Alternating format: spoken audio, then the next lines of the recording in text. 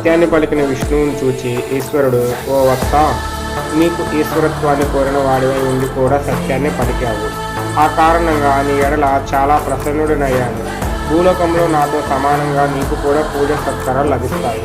నాకంటే వేరుగా నీకు క్షేత్ర ప్రతిష్ట, ఉత్సవ పూజాధికారాలు నిర్వర్తింపబడతాయి అని సకల దేవతా గుణం చూస్తుండగా విష్ణువుకు తనతో సమానమైన స్థాయిని కల్పించాడు. అసత్యమారిన బ్రహ్మంగారి దర్పాన్ని అణచాలనే కోరికతో మహాదేవుడు తన భూమధ్యం నుండి భైరవు అనే మహాపురుషుని సృష్టించాడు.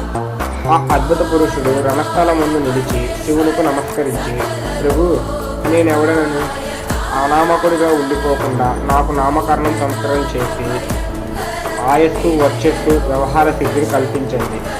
నేను చేయవలసిన కర్తవ్యాన్ని ఆజ్ఞాపించండి అని వేడగా శివుడు ఇలా అన్నాడు, ఓ పూర్ణ పురుష, నా నుండి ఉత్పన్నమైన నీవు నా పూర్ణ స్వరూపుడవు.